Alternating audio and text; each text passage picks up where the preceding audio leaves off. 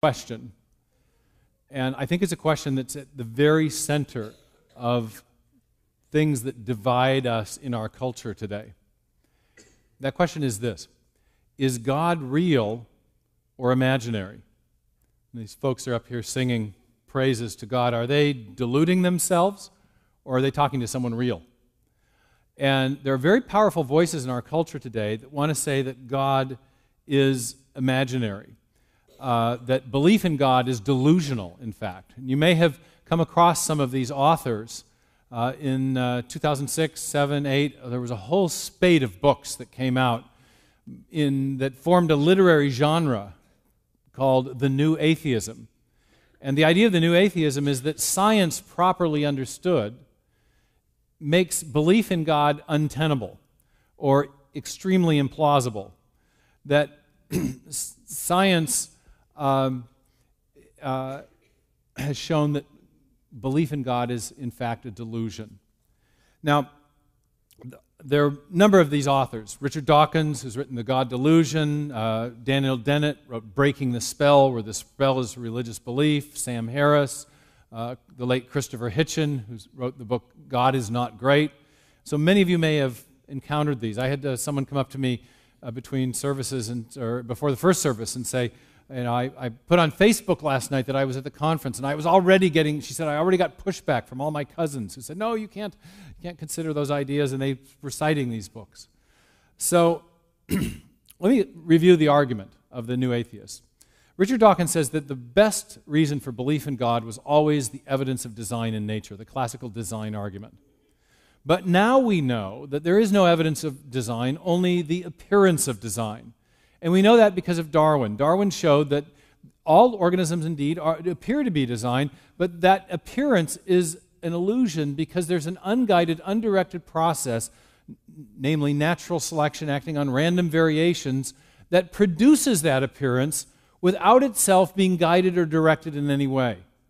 The mechanism of natural selection is a kind of designer substitute. The Darwinian biologists tell us we have design, the appearance of design at least, without a designer. That's a classical Darwinian formulation. And so Dawkins says, in light of Darwin, in light of everything we've learned since the 19th century in science, we really can't talk about design, and since there's no design, there is no designer.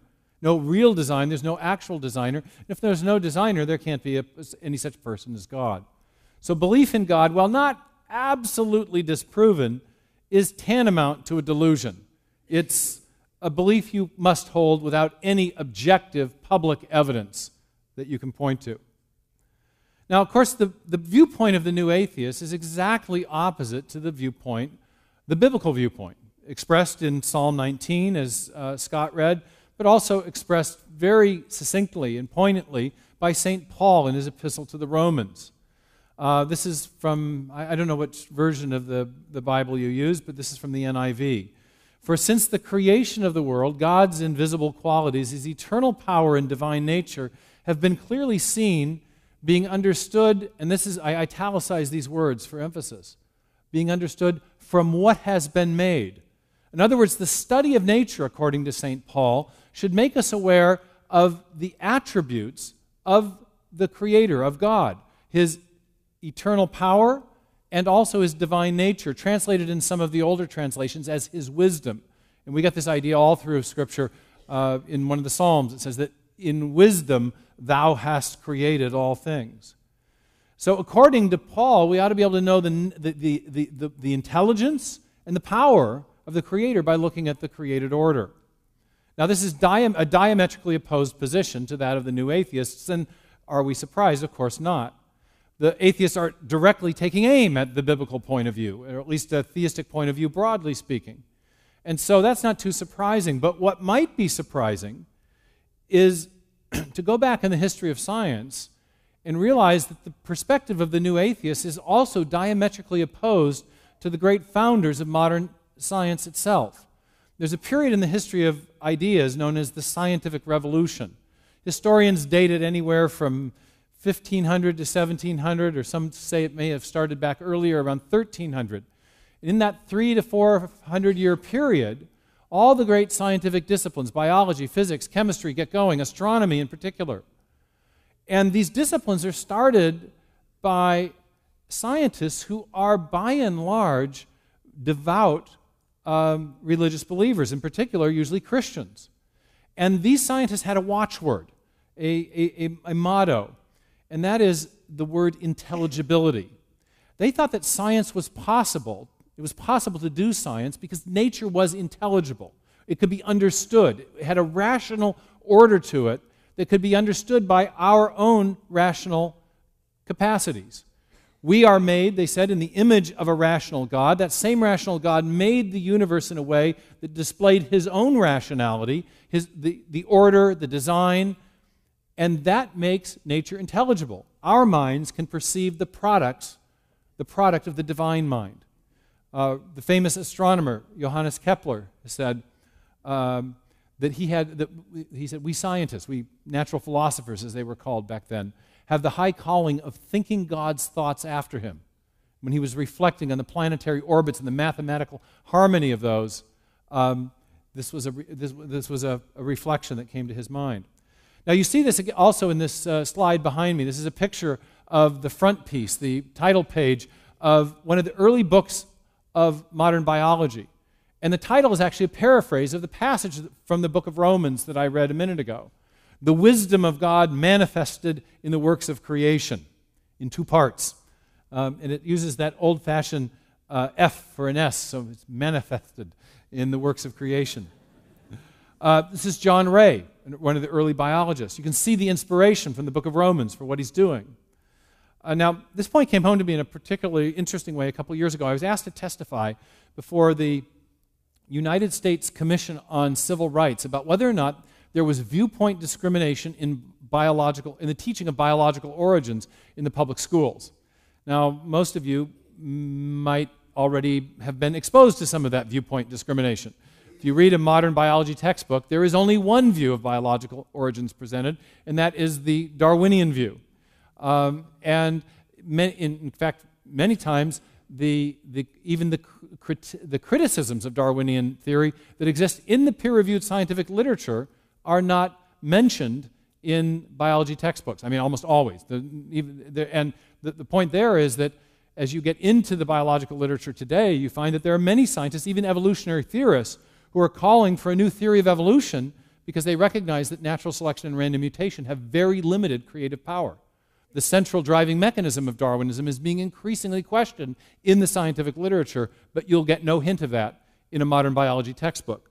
And that's actually one of the themes of my new book, Darwin's Doubt, is that there's a huge disparity between the public presentation of Darwin's theory, as you find it in the biology textbooks and by people like Richard Dawkins, and the actual status of the theory as you find it in the peer-reviewed biological literature, even in the field of evolutionary biology.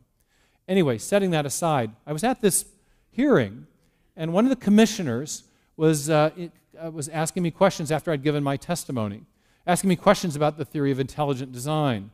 They were questions that were a little bit hostile, or so it seemed to me, and I thought it was an attempt to impeach my credibility. And then suddenly the commissioner kind of turned and went in a different direction. He said, but isn't this idea of intelligent design that you hold essentially the same idea that Robert Boyle and Johannes Kepler and Isaac Newton were promoting back in the time of the scientific revolution? And I thought, well, at the mention of my heroes, my spirit brightened. And I said, well, yes, it's very similar to that. And I talked a little bit about Newton in particular. And my opposite number at the hearing very quickly contradicted me and interjected and said, well, what Dr. Meyer is saying is actually incorrect. It's true that Newton was a very religious man, but he took great pains to keep his religious belief out of his scientific work. Now, at that point, I found myself saying something very impressive. I had in my briefcase an essay that I just finished. And I'm not one of these people that memorizes poetry or even Bible verses very readily, but I had just finished an essay with the quote on the screen behind me, on the first page of the essay. So I had this pretty much close to memorized, and I said, well, that's actually not true. Newton, in the general scholium to the Principia, I said. Now, doesn't that sound impressive? General scholium just means introduction, but the commissioners didn't know that. So I said, in the general scholium to the Principia, arguably one of the greatest works of physics ever written. And it is. And then I was able to pull this quote. Let me read it to you. Though these bodies may indeed continue in their orbits, Newton is talking about the planets in the solar system. By the mere laws of gravity, they could by no means have first derived the regular position of those orbits themselves from those laws. What he's talking about is the exquisite fine-tuning of the forces between the different planetary bodies that allow us to have a stable solar system. He said the law of gravity can explain the forces, but it doesn't explain how they got positioned right in the first place so that the orbit will remain stable. He goes on. Thus, this most beautiful system of sun, planets, and comets could only proceed from the counsel and dominion of an intelligent and powerful being, capital B. It's an argument for intelligent design, right in one of the greatest works of physics ever written. So as a simple matter of historical accuracy, my opposite number was incorrect, and this point was not lost on the commissioners, who suddenly started to smile and nod as if maybe this hearing would be more interesting than they thought after all. I was, after all, representing the disreputable position, but I seem to have at least won that point. In any case, this raises a question. How did we get from Sir Isaac Newton and Johannes Kepler and Robert Boyle and John Ray to Richard Dawkins? How did we get from the idea that nature declares the glory of God, and that is an inspiration for doing science, to the idea that science properly understood renders belief in God completely untenable? Another question. Was St. Paul right, or was Richard Dawkins right? Well, to answer the historical question, there is actually a story of how we got from the worldview of the early founders of modern science to the worldview that is so common today in our culture. So common today in part because of these new atheists. It starts in the 19th century. In the field of astronomy, there was an astronomer who came along who said, hey, you know what? I can explain what Newton said you couldn't explain. His name was Pierre Laplace. He wrote a book called The Celestial Mechanics. In 1802, he was called before the French Emperor Napoleon, who said, look, I've read your book. It's very impressive. You give this wonderful account of the solar system and the origin of the solar system, but I do have a question for you. In Sir Isaac Newton's work, he mentions God quite frequently, but you don't mention God at all. Why is that? And Laplace is said to have kind of puffed himself up and said, Sire, I have no need of that hypothesis. That's my French accent, pardon me. And historians are unsure as to whether this conversation actually took place or not, but what is certain is that the sentiment expressed by Laplace started to take root in 19th century science. His theory did attempt to account for the origin of the solar system without the God hypothesis, without even a design hypothesis, not mentioning whether the designer was God or someone else. And other theories came along in the 19th century of a similarly materialistic orientation. There were theories in geology that attempted to account for the origin of the mountains and the canyons and all the great geological features by reference to slow, gradual, purely undirected natural forces. Then in the field of biology, Darwin came along and attempted to account for the origin of new forms of life from simpler pre-existing forms by reference to this undirected, unguided process of natural selection. In one of the major college biology texts, the materialistic character of Darwin's theory is explained very clearly.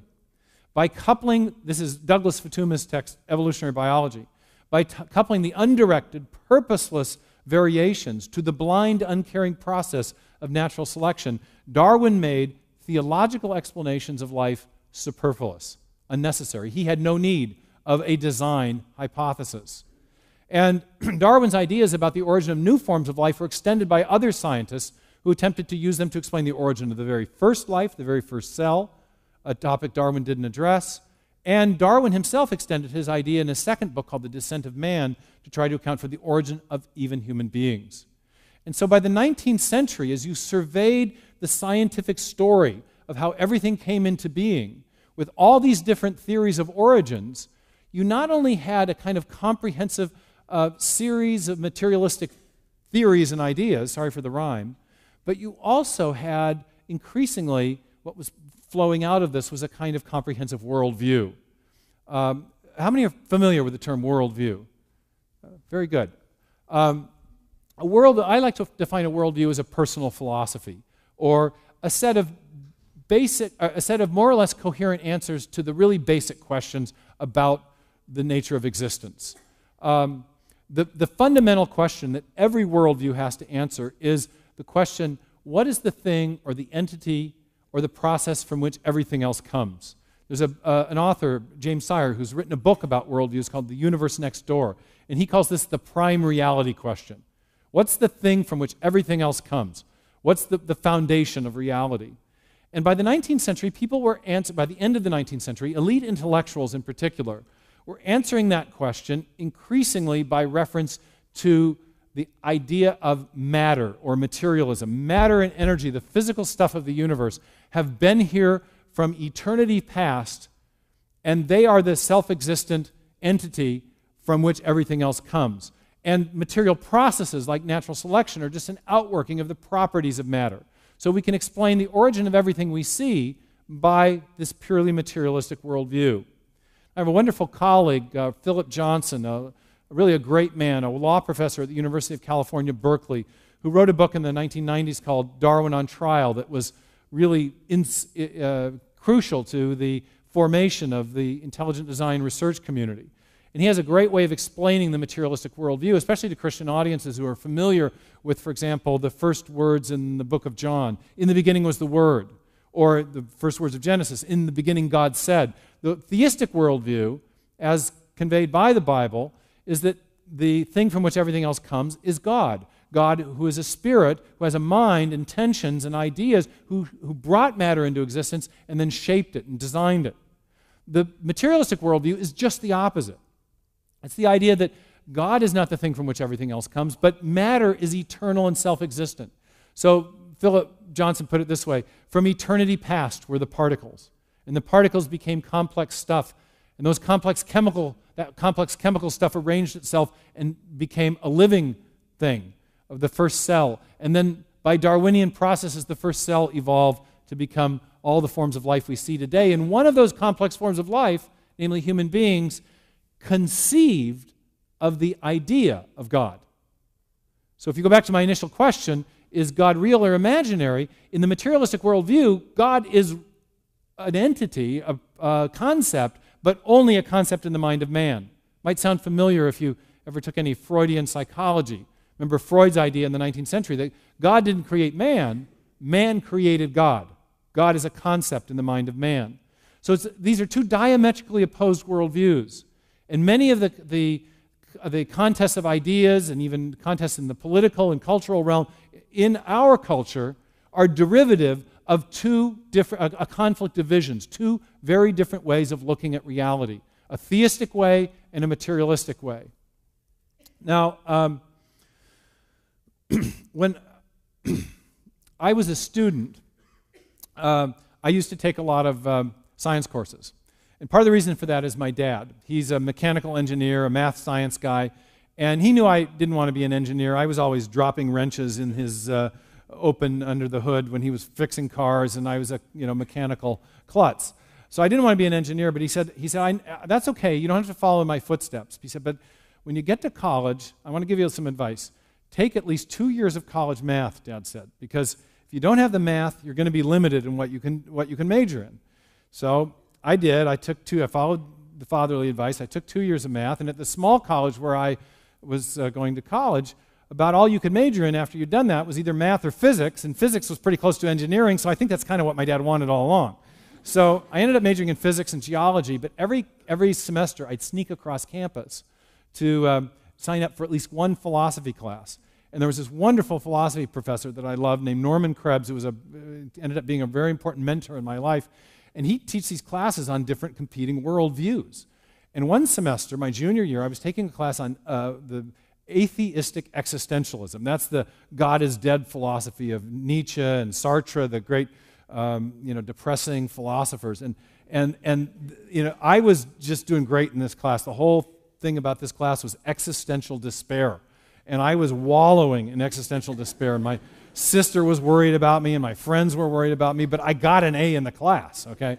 So anyway, the grade slip came home at Christmas time, and we have kind of a Germanic work ethic in our family, and so even as a college student, my dad was opening the grades to see how I did.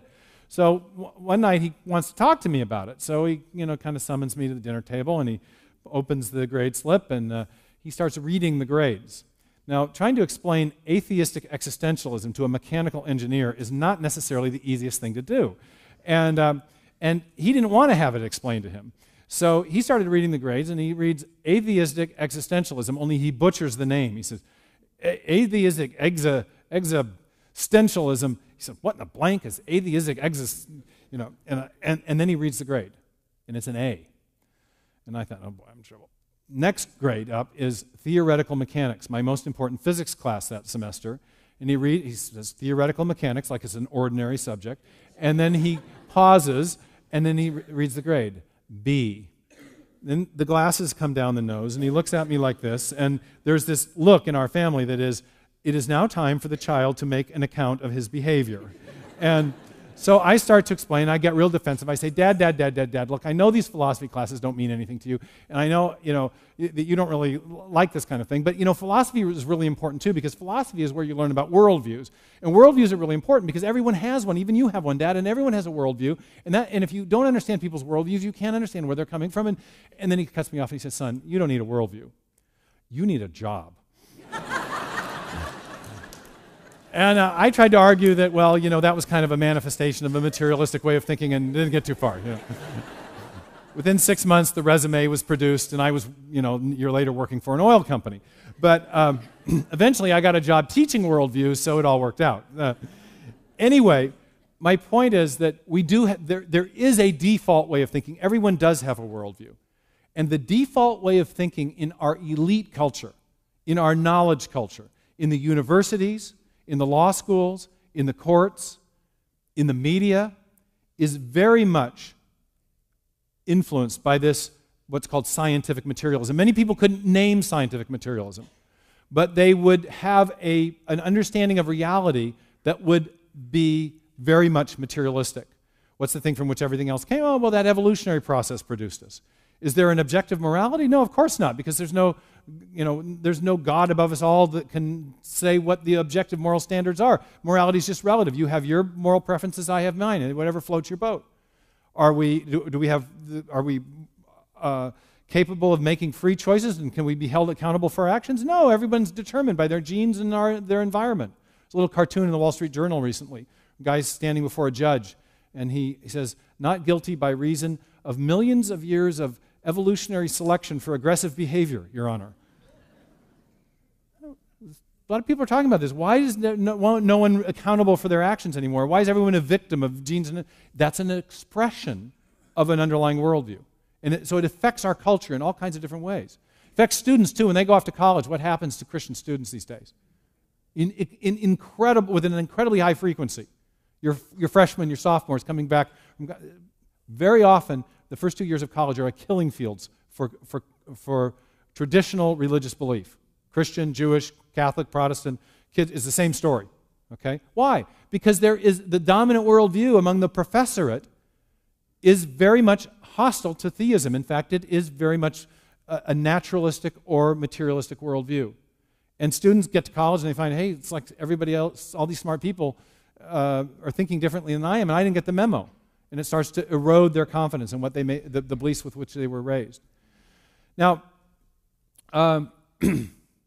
many professors, in fact, think, and media people in the knowledge culture, think that the materialistic worldview is the right one because science supports it. And they're right. It does. The science of the 19th century supports the materialistic worldview. And what I'm going to talk about in the second part of my talk now is what has been going on beneath the radar of those popularizers for science. You may know there's this big thing on Fox right now, the Cosmos series. And it starts out with the mantra, the motto of the scientific materialist. The universe is all there is, and all there ever was, and all there ever will be. Carl Sagan said that back in 1980. They're recycling it now for popular consumption. The evidence contradicts that mantra, and I want to talk about that now. There have been three great discoveries in 20th century and early 21st century science that I think challenge this materialistic worldview and instead point in a decidedly theistic direction.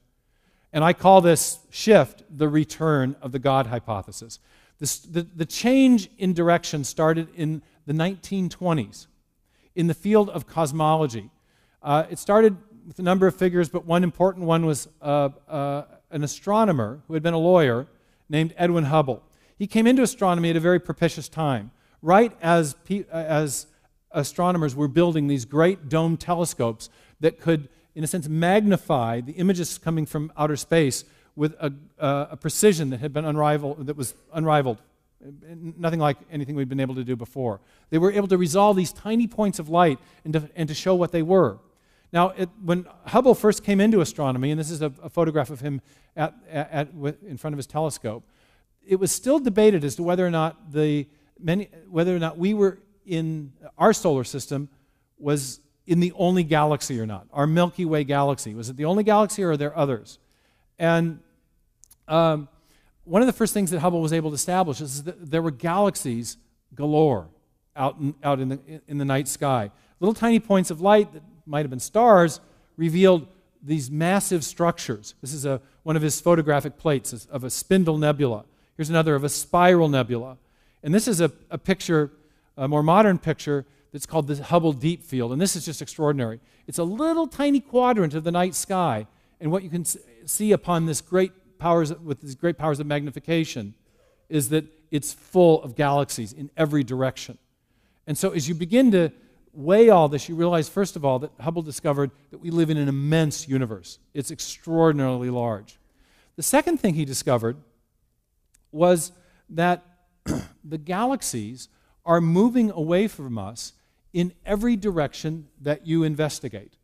And the way he discovered this is that there's light coming from the distant galaxies. And the light coming from the distant galaxies is it's shifted in the red direction of the ultraviolet spectrum. If you shine light through a prism, you know how the light will separate into different colors. The red end of the spectrum corresponds to light with long wavelengths. And you may know that sound has a similar property. If there's a train moving away from you, what will happen to the pitch of the sound? It'll shift lower, and the lower sound corresponds to a long wavelength. So as the astronomers realized that the light was being shifted towards the long wavelength, the red end of the spectrum, they realized that what that meant is that the objects in the night sky, these galaxies, were moving away from us. And as they investigated different quadrants of the night sky, they found that the galaxies in every direction were doing this, which suggested something really amazing. And I have a visual aid. If you go forward in time, what's happening to the universe if everything is moving away from us and from everything else? It's expanding. Time 1, time 2, time 3, the universe is getting bigger and bigger and bigger. Now that's pretty cool, but then if you think, well, what about if you wind the clock backwards in your mind? Ever see those Saturday morning cartoons where the Bugs Bunny suddenly, goes back? Well, the astronomers started thinking about that, and they realized that as you go back in time, the universe would be smaller and smaller and smaller and smaller until finally you get to a point that marked the beginning of the expansion, where all those galaxies were together, and then as you move forward in time, we're expanding outward. In other words, it looked as though there was a beginning point to the expansion, and then quite probably a beginning point to the universe itself. The universe wasn't eternal and self-existent. It might not have been here forever, as Carl Sagan has said. Now, so this was a pretty mind-blowing conclusion, and it got the attention of a famous scientist who was, by this time, come from Germany to America. He was well known for his bad hair and his heavy German accent, a guy named Einstein. Einstein had a theory of gravity that he pioneered in the 19-teens called general relativity. The idea was that the massive objects would actually curve space, and that accounted for the motion of other objects around them. Now, one of the implications of his theory, fell out of the mathematics of the theory, was that that the universe was currently expanding outward and decelerating. Kind of like if you light a firecracker, it would go bang, and then the shrapnel from the firecracker would flutter to the ground slowly. So the universe is expanding outward, but expanding outward from an initial point of expansion. In other words, the math of general relativity implied that there was a beginning to the universe. And this troubled Einstein a lot, because at this point in his career, he was really committed to this materialistic worldview, the idea of the eternal, self-existent, the infinite universe. And so Einstein, troubled by this as he was, started fiddling with his equations. And he inserted into them an arbitrary factor called the cosmological constant. And he gave it an arbitrary value that would make the force of expansion and the force of gravitation come into exact balance. Now, there was no physical justification for inserting this cosmological constant into his equations, except that it got rid of the odious idea of a beginning to the universe. So he lived with this for a little while and thought this was pretty peachy, but then he's got a telegram from Hubble, who told him what he had seen. In a sense, the heavens had talked back. And they had their own testimony as to whether there was a beginning or not to the universe. And later, Hubble invited Einstein out to the Palomar Observatory at Mount Wilson to see what he had been seeing. And there's some famous newsreel footage where Hubble, who's got the pipe in the picture, and Einstein and another astronomer went into this big dome telescope, and then Einstein came out, having seen the evidence for the redshift and the expanding universe, and he came out and announced to the media, in his heavy German accent, he said, "I now see the necessity of a beginning." And he later said the cosmological constant that he had proposed without justification was the greatest mistake of his scientific career. So the combination of general relativity and the evidence of the expanding universe conjoined came together to support the idea of a definite beginning to the universe, the idea that the universe was finite. Now, this upset a lot of other scientists, including the great British astrophysicist Sir Arthur Eddington, who said, in response, he was trying to formulate a different theory, he said, philosophically, the notion of a beginning of the present order is repugnant to me. I should like to find a genuine loophole. I simply do not believe the present order of things started off with a bang. The expanding universe is preposterous. It leaves me cold. Now, this in psychology is known as the theory of denial. Do you notice the first word in this quotation? Is he referring to evidence for his view? No, it's philosophically I don't like it, okay? In other words, he has a worldview, namely scientific materialism, that rejects the idea of a beginning. So he was very disturbed by this. And some other physicists kind of explained why this was so upsetting. Robert Dickey at Princeton University a couple decades later said, an infinitely old universe would relieve us of the necessity of understanding the origin of matter at any finite time in the past. You get the problem? If there's a definite beginning to the universe, then you want to know, if you ask the question, what caused the universe to come into existence, you can't posit a materialistic explanation. There's no matter there to do the causing. It has to be an immaterial cause, a cause which transcends matter. Now, this troubling implication of the new cosmology became more acute because of a discovery, or rather as a mathematical result, in 1968. It's called the singularity theorem. There were two British physicists, Stephen Hawking, the famous physicist in a wheelchair with Lou Gehrig's disease, and Roger Penrose, solved some of the other equations of Einstein's theory of gravity. They're called the field equations of general relativity. Scott will give you a test on that next week. What they showed was that by solving these equations was that as the universe, as you go back in time, the curvature of space-time, and therefore space itself, gets tighter and tighter and tighter and tighter and tighter until at some point in the remote past, some point in the finite past, the curvature of the universe gets so tight that it corresponds to zero spatial volume. In other words, there's not just a beginning point in time to the expansion, there's a beginning point in space, that space itself comes into existence, before which there was no space and no time. Now let me ask you another question. How much material stuff can you put in no space? Not much, right? Actually, the answer is none, okay? So you can see that these developments in physics and cosmology would have very profoundly anti-materialistic implications. In fact, the picture of the early cosmos was now almost exactly what those pesky medieval theologians had imagined when they came up with their doctrine of creatio ex nihilo, the idea of creation out of nothing physical. And so modern cosmology has been understood by a number of leading astronomers to have decidedly theistic implications. It seems to point to the need for a cause which transcends matter, space, time, and energy. It also oddly confirms the very first words of the Bible, in the beginning.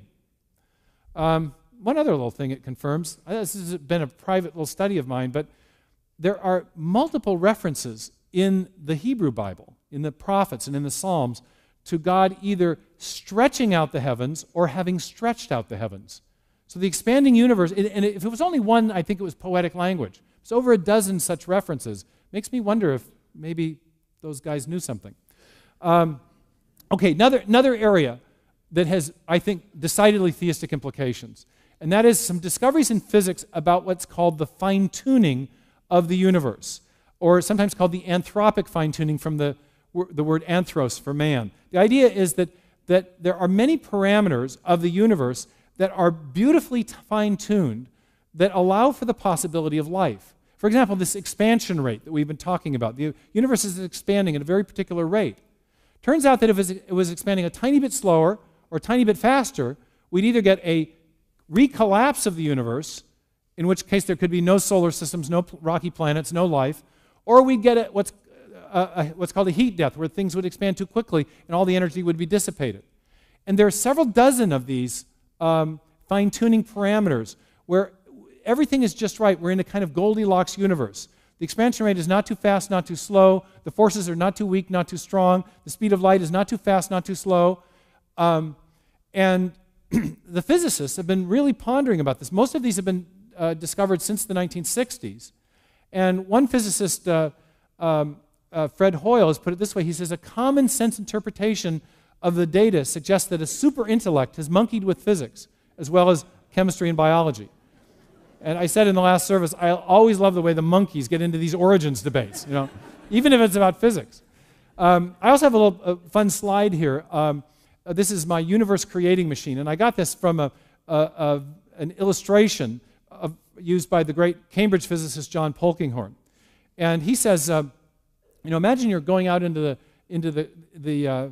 space on a spaceship. Maybe you're on Star Trek: The Next Generation, and you see this space station out in the distance, and you go and you dock there, and it turns out to be a very important space station. There's a sign over the top that says Universe Creating Center.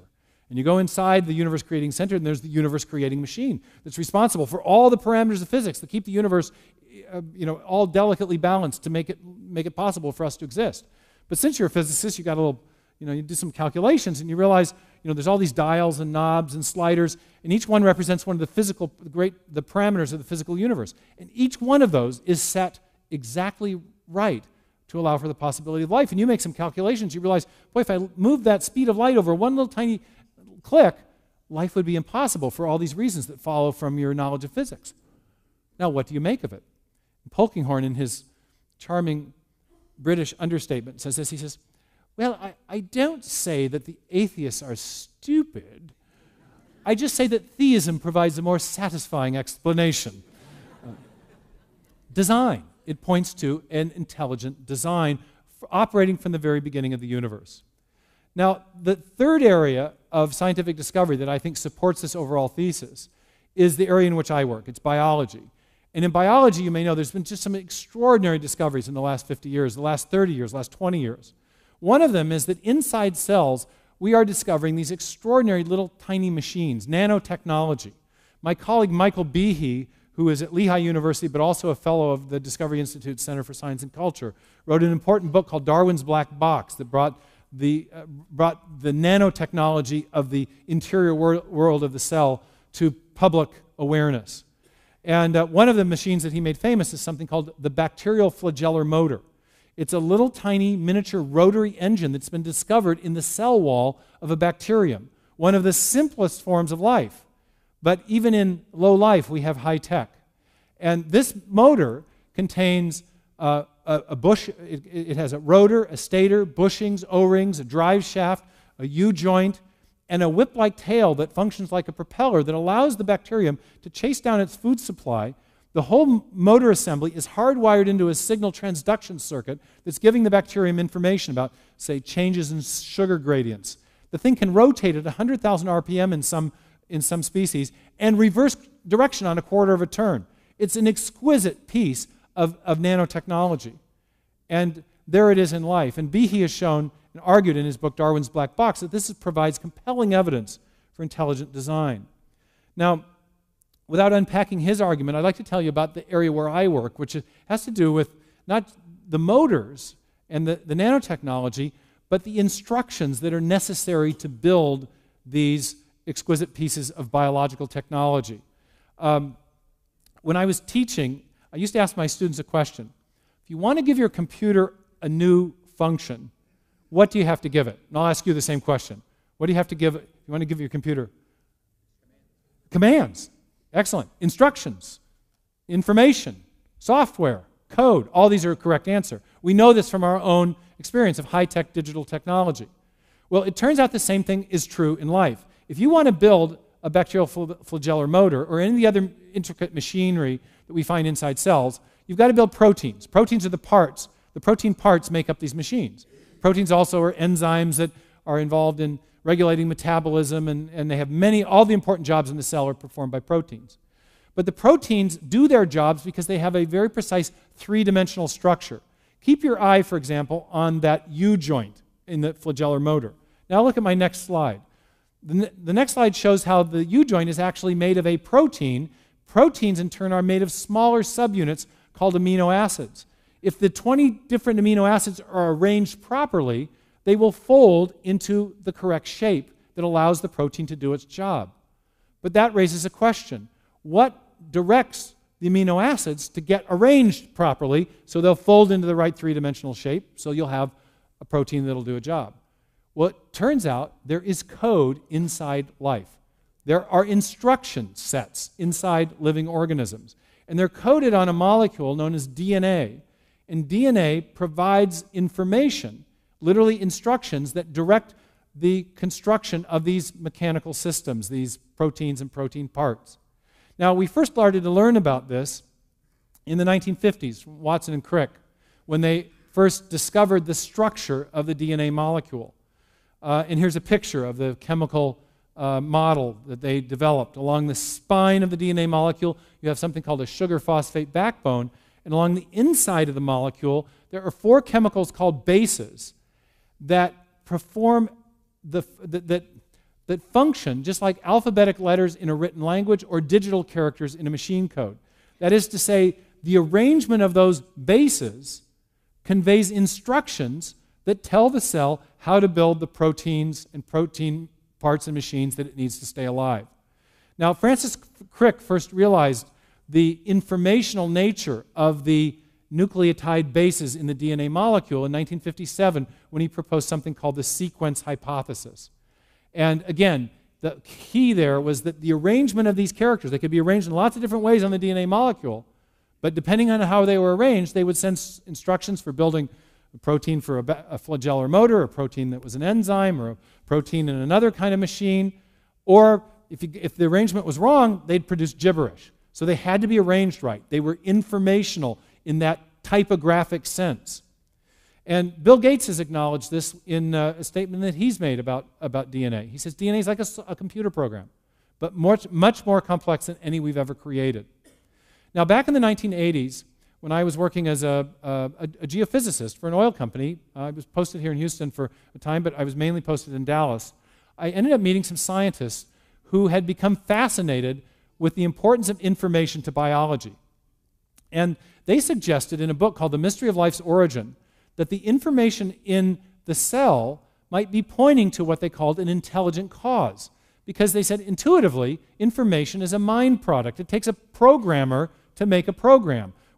And so they thought, intuitively, the discovery of the information-bearing properties of DNA and the importance of information to life suggested that life might be the product of an intelligence rather than that undirected material process, natural selection, acting on random mutations that we were talking about earlier. Now, I was mentored by one of these scientists, a scientist named Charles Thaxton, for a year while I was working in Dallas when he lived there, and I ended up going off to grad school a year later to England, and I had a big question in the back of my mind as I started my PhD studies. Could this intuition that information comes from intelligence be formulated as a rigorous scientific hypothesis, as a rigorous scientific argument? And as a result of that, my interest, I started studying the scientific method that Darwin had used, because he had pioneered a way of learning about events in the ancient past, about what might have caused events in the ancient past. His method of scientific reasoning was called inference to the best explanation. But that raised a question. What makes an explanation best? And I soon found that he had been influenced by an earlier scientist, a geologist named Charles Lyell, who would answer that question.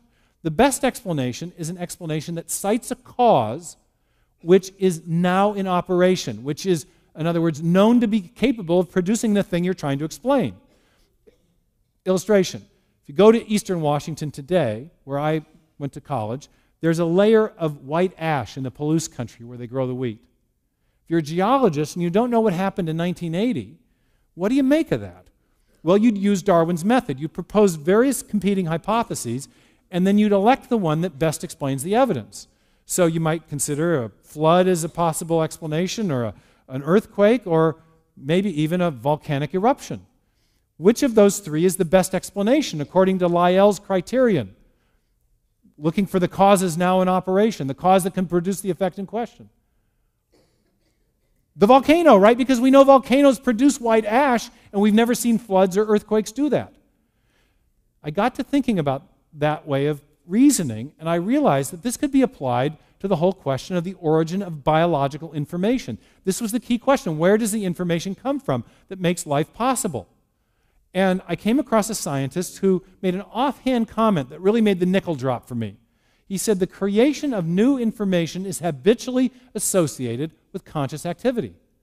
The cause now in operation for the production of information is intelligence. It's a mind. It's conscious and rational thinking. And I thought, well, is that true? Well, of course it is, because whenever we see information and we trace it back to its source, whether we're talking about a hieroglyphic inscription or a section of computer code or a paragraph in a book or a headline in a newspaper or even information embedded in a radio signal, whenever we find information and trace it back to its source, we always come to a mind rather than a material process, not an undirected Darwinian process.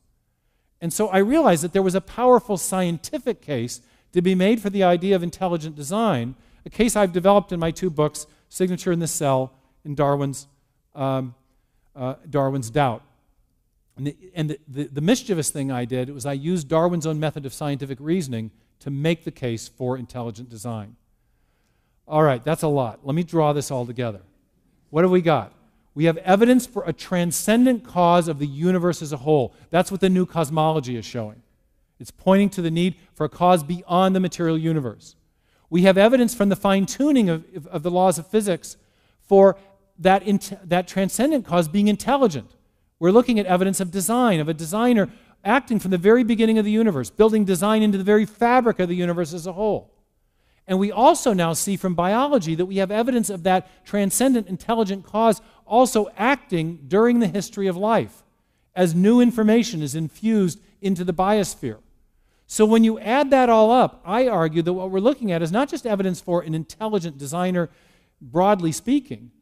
We're actually looking at evidence for a designer who is transcendent, intelligent, and active in the creation. In other words, a designer who has theistic attributes, not a deistic designer who only acts at the beginning and lets things go, not a space alien who might be living within the cosmos and seeding life on Earth.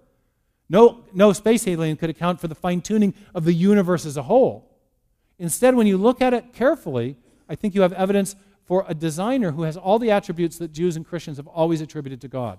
Or we could say it differently, the very attributes that the Bible attributes to God. So we now have historians of science saying things like this, quite in contradiction to these new atheists. The idea that God created the universe is a more respectable hypothesis today than any time in the last 100 years. In other words, St. Paul is right, and Richard Dawkins is not. Thank you very much.